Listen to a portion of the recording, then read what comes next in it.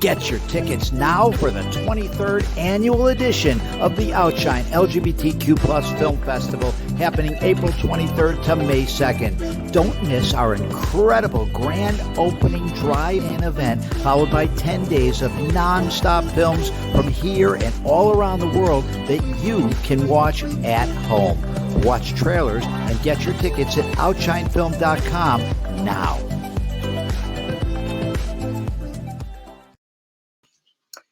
Hello, everyone. This is Victor Jimenez, your Executive Director for the OUTshine LGBTQ Plus Film Festival 23rd Annual Miami Edition. We're presented by Miami-Dade County and Gilead. We'd also like to thank our supporters, our members, primarily and especially our producer circle members. Thank you very much. And if you're not a member of the festival, we encourage you to become a member of the festival. It's with your support that we're able to come back year after year. Hopefully, all of you definitely enjoyed the documentary film, Yes, I Am, the Rick Weiland story. Tonight we have a virtual Q&A with its director, Aaron Bear. Aaron, welcome. Hey, Victor. Thank you for having me, and thank you for showing the film. It's one of those things that when you enter into film festivals and you cross your fingers, OUTshine has been so gracious along the way. So thank you. No, and you're welcome, and thank you, one, for making the film, and two, for letting us definitely show it. And let's actually go into detail. Rick Weiland was not a person, quite frankly, I was aware of, and then obviously once you watch the documentary, you understand all that he did. Tell us how you learned about Rick, and then why you wanted to make a documentary, and then also, how long did it actually take? Yeah, so I had just finished my first feature documentary called Finding Kim in 2016, and it got to showcase, it got to premiere at the Seattle International Film Fest, and afterwards I was approached by Michael Fela, who is in the film, one of Rick's best friends, and said, hey, I have this idea about my friend Rick, and when you're at a film fest, you're having all of these sort of 10-second conversations, and I gave him my email address, and he actually followed up. And that was August of 2016. And then it was a matter of discovery of who Rick was, and also, really digging in the dirt of feeling as though, am I the right person to tell Rick's story? Can I tell it in an authentic way? Do I want to tell the story? What is there to tell? And on the surface, you look up the Wikipedia on Rick, and it's a really major philanthropist and somebody who did a lot for the LGBTQ community. But also, like anyone with any sort of success, it's it comes with its own problems. And the further I got into Rick's life, the more I realized that I wanted to tell this story. And also, this is somebody who suffered with some mental health issues, and along the way of it was really, making this one was incredibly difficult because Rick is not here to tell his story, and you're relying on looking through the lens of friends and family and loved ones. But what I found along the way was, this person who was almost kind of forced into a limelight and making a lot of money very quickly, and but what also, on paper has everything, at the same time still suffering from your own personal stuff. And I really related to that, and I think it's Rick's story is a human story, and something that we can all relate to. And so again, I started, first meeting was August 2016, and it's April of 2022. So naively, I thought, well, this one will take maybe a year, maybe 2 years. And it just, making a documentary, making a film is hard. Making a documentary is even harder, and making a good one is even harder. So I did this a lot. It started to change over the course of time in many different reasons of the why I was doing this. And I will forever be connected to Rick, and Rick has changed my life. I mean, I started to look at my own mental health for the very first time, and um, and how I show up in this world as a human, and how I treat my friends, and who the other people that are in my life, and all of that. All of the Rick has inspired me in so many different ways.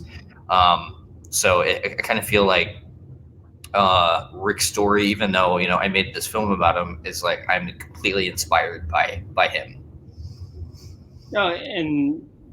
And that's incredible, and that's great actually.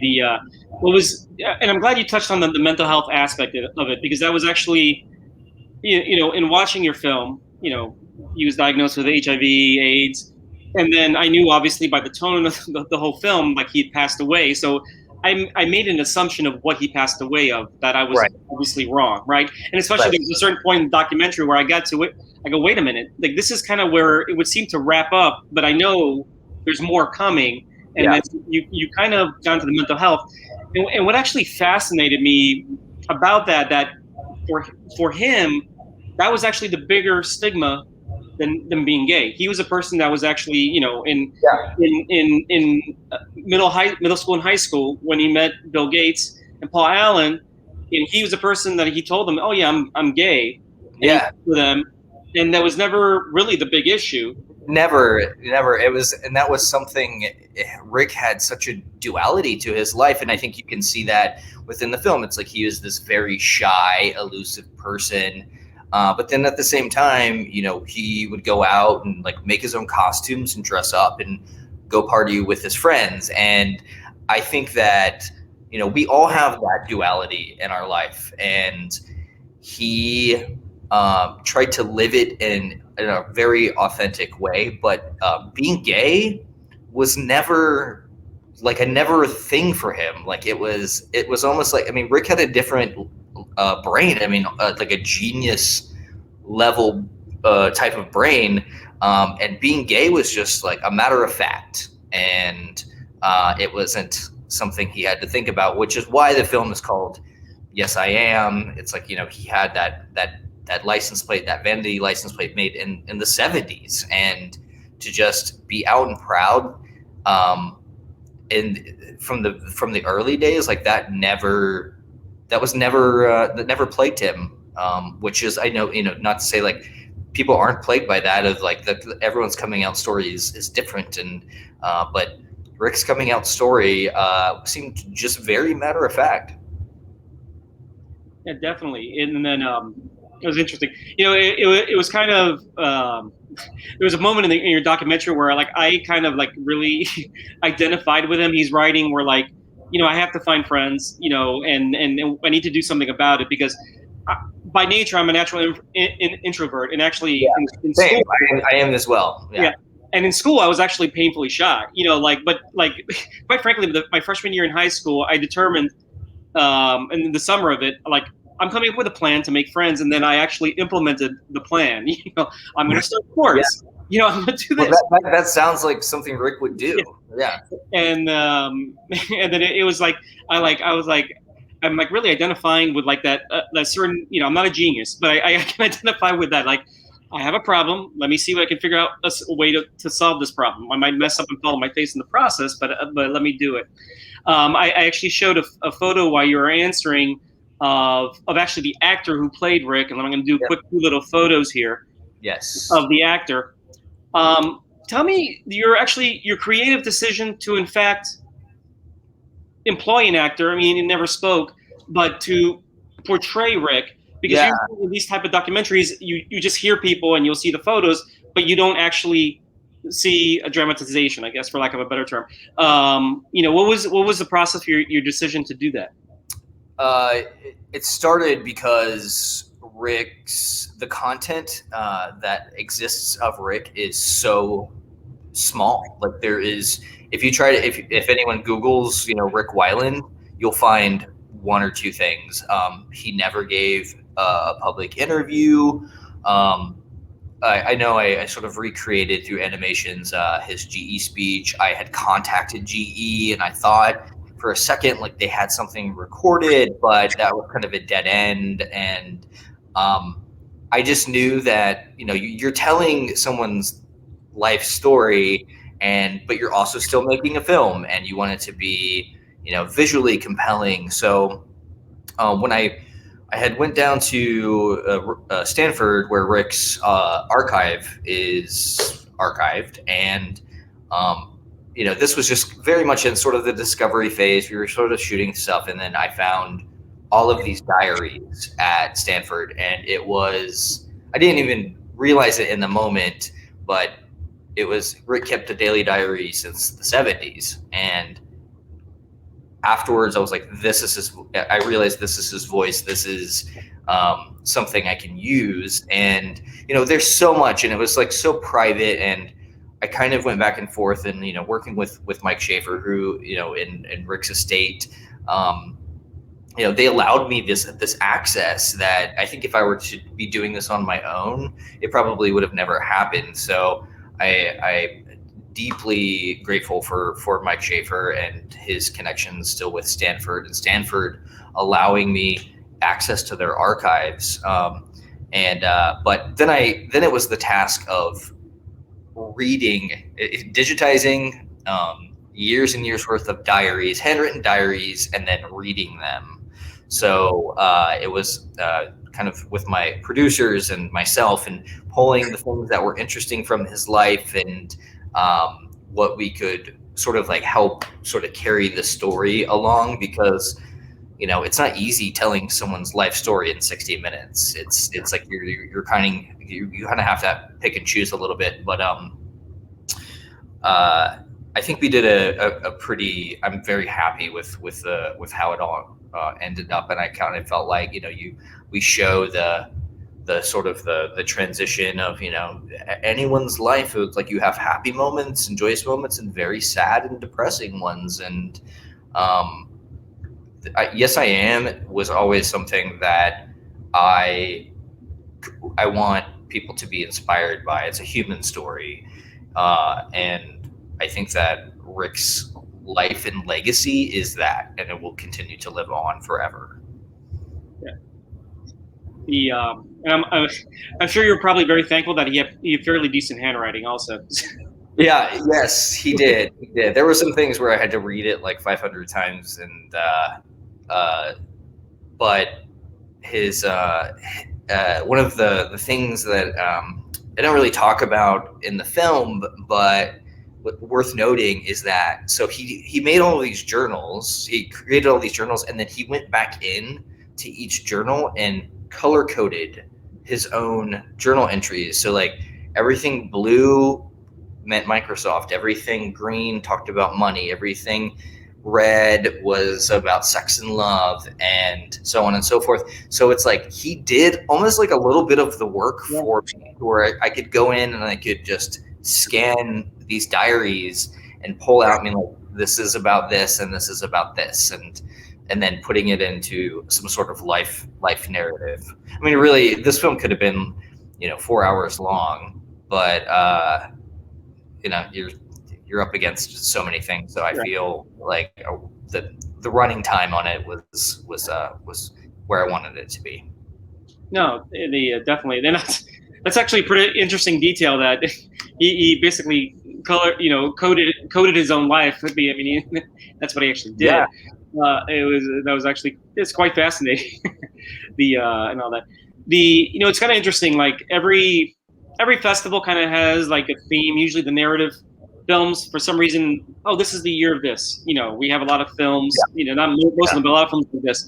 For the documentaries this year, this seems to be, quite frankly, the year of like stories of people that like from the 80s, for lack of a better term.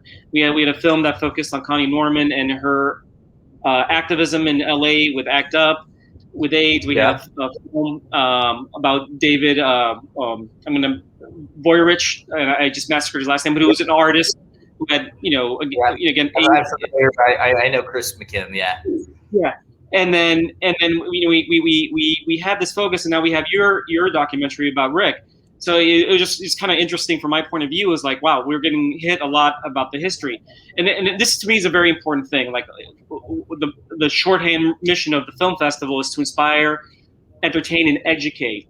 And Yep. one thing I've been kind of like saying in these Q&As, this is my moment to say it again here, is that, the LGBTQ history, and especially people in history, we've kind of been erased, pre something, like in ancient times, the ancient Greeks and Romans and whatever, those Middle Ages monks kind of erased that when they were transcribing it.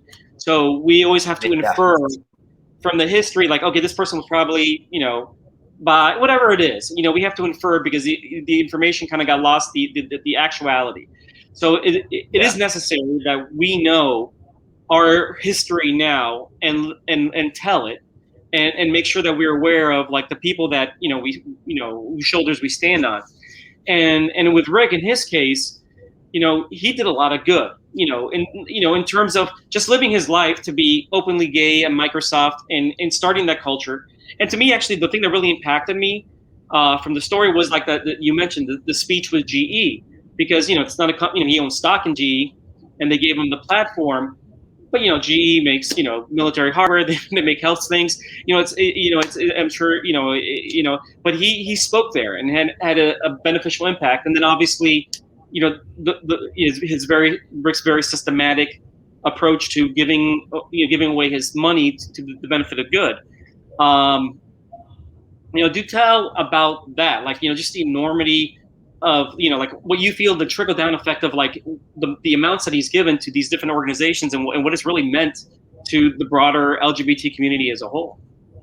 Well, I mean, Rick was a queer pioneer. He was one of the first, and unknown. And what I'm trying to do with this film is, even though he was shy and elusive, is shine a light on his work, because he was giving money to these early, at this point, like grassroots AIDS and HIV organizations when like no government funding was happening. It was ACT UP. It was AA GLAAD. I mean, it was all of these things that he put the seed money in. It's like the doctor that I got to interview, Dr. Hans-Peter King, who is working on the HIV cure. Rick's seed money started that entire group who is working on the HIV cure. And that's just one thing. That is just one tiny thing. Not tiny, but like that is just one thing that Rick did. I mean, which is still an amazing thing to do, and it's still continuing on. So you mentioned the thoughtfulness around his giving, and I think that that's important. It's like most people, when they give, they're like, yeah, here's $10,000 to this, here's this, but he would write these $100,000 checks to these companies or these startups, but with the intent of wanting to see how that translated 5 years from now, 10 years from now, 50 years from now. And Rick had such a huge hand in marriage equality, and he very much believed in that. So it's all of his efforts and his legacy is going to live on and on forever. And being able to be out and proud. And I recently had a conversation with somebody that they asked me, they're like, why do you have to call yourself a queer filmmaker? And I understood the question, but I also it's kind of like, it felt like a backhanded sort of question, and being like, well, why not? Like, I know, people get so afraid of hiring, gay people for certain types of things, but I identify with telling queer stories, with stories of survival, and people who can confront the worst things in life and make it good. And I think that is something that I'm trying to do with this film, and I think something that Rick was always trying to do. No, it's interesting that you make that comment of like, oh, why do you call yourself a queer filmmaker? Like, I remember a conversation I had, which is actually with someone, a gay individual. It's like, oh, why is there even a need for LGBT film festivals? My answer is going to be, of course.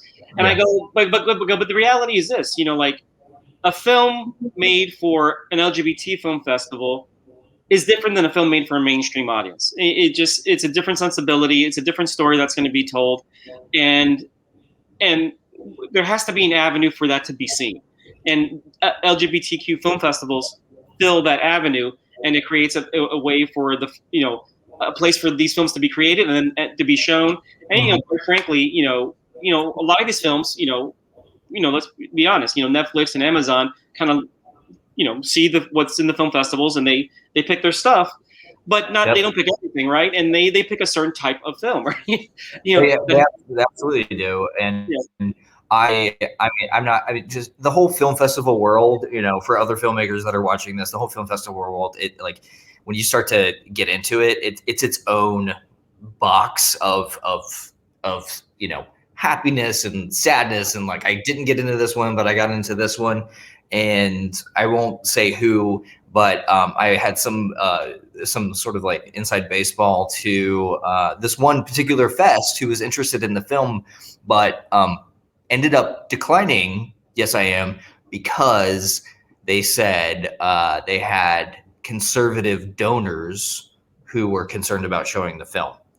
And this just answers what you were just talking about, the question of being like, is this LGBTQ film fest necessary? And that is the reason, like, that is just one of the many reasons why, things like OUTshine need to continue to be out there in the ether and shine, is because of things like that. Like, it was so disheartening to hear, and also that it's a reality that, bias and prejudice still very much exist, even in the film festival world. So, yeah, this is true. And then Aaron, what's actually next for you? What's the next project that you're either working on or you want to start working on? What's coming? I'm working on two separate things that are in pre-production. One is called There's a Light That Never Goes Out. It's based on true events about a friend of mine named Richard Drews, who is also a producer on the show as well. It's an episodic TV show, and it takes place in 1989, height of the AIDS epidemic, Milwaukee, and being kicked out of your house and sort of finding your queer and chosen family. And we already have a pilot wrote, and we're starting to cast it, and like, it's moving very quickly. So I'm working on that, and I'm working on a narrative feature also based on true events. Apparently I can't stop working on stuff that is remotely true or based on true events, but it's about a friend of mine whose father was one of the first people to pass away from AIDS in small town Texas, 1983. And I don't want to say too much about it right now, because we're still sort of writing and figuring it out. But it's also a survival story. Oh, well, we're looking forward to that film, and then I'm hoping your episodic takes off, and then we'll be able to watch it wherever it ends up playing. Aaron, I want to say thank you again for taking the time today to be part of this virtual Q&A, and I'll thank you again for making an outstanding film. Yes, I Am, the Rick Weiland story, and thank you for being here. Thanks, Victor. I appreciate it. And then for our audience, we're going to end now by showing the trailer for the film. Thank you, everybody. Thank you.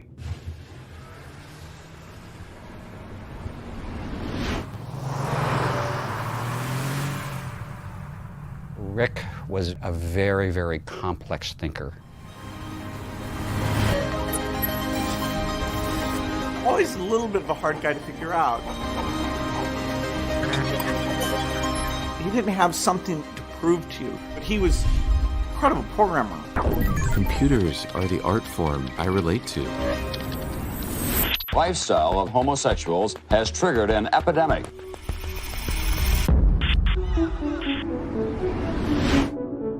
All of my friends and colleagues are dying.